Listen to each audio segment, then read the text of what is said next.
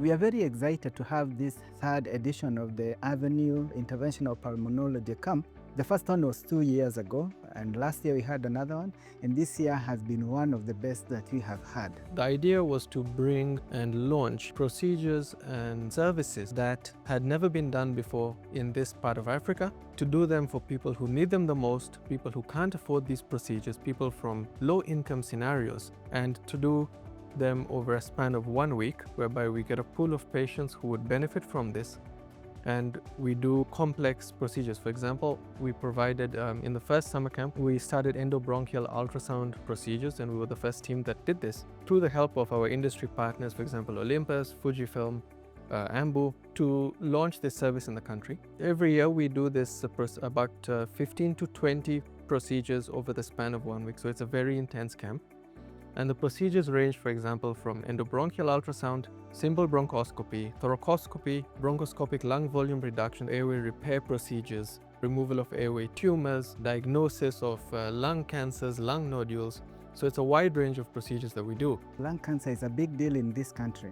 Compared to the Western world, where we find people who get lung cancer generally are the older folks, in this country, we have a wide spectrum. Even the young people, you had people in their 30s, in their 40s, diagnosed to have these diseases. And unless we are able to distinguish which disease we are dealing with, we may end up giving patients the wrong treatment. My role in the summer camp has been pretty simple. So the first one is always to insult the anesthetist. That's one of my major things, but I'm kidding. So the main thing has been to bring back the knowledge that we have over there. So there's lots of interventions that we do in Europe that are not yet available in Kenya. So the first contribution that I've had was to be able to teach the doctors here different interventions that they can keep doing whilst we're gone. And the other thing is also being a liaison to the different companies that are part of the summer camp, whether it be GE, Olympus, Fuji, or airway, who provide the consumables, they provide the technique, and they provide the equipment. So they've always needed someone who is a liaison to bring them here, and that has been my role.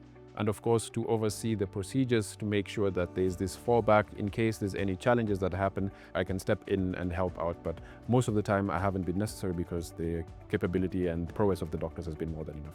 So when we started this journey a few years ago, I didn't actually believe that we would make it this far. The fact is that we have now become a training center for interventional pulmonology. We are now an accredited fellowship center for interventional pulmonology. I see us building and training more pulmonologists who can take these skills back. In terms of advancing, then the future actually now starting to get into robotics, and this is where we want to get in the next 5 years, hopefully.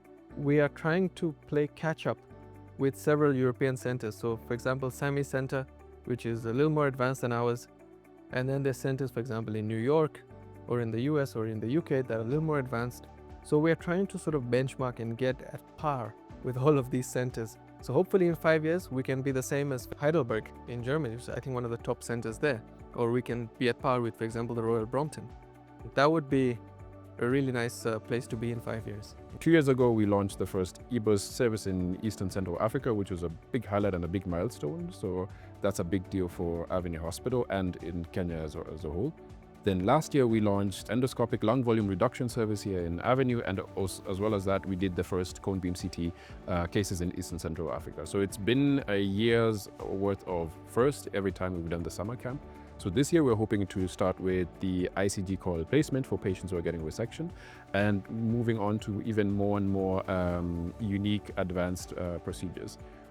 Who knows what the next year has to hold, maybe robotics, maybe minimal invasive procedures, but the goals has always been to teach new things and to launch new services, and up until now we've managed to succeed. What motivates me is interventional pulmonology as a whole, because there's hope with a bronchoscope. There's nothing more joyous than giving the patient the ability to breathe. And the idea of the summer camp, it was more of like a slam dunk, because we knew this way we have the chance to give back to the Kenyan community, because the Kenyan community does not need new doctors. The doctors are capable enough. They just need the chance to showcase what they can do.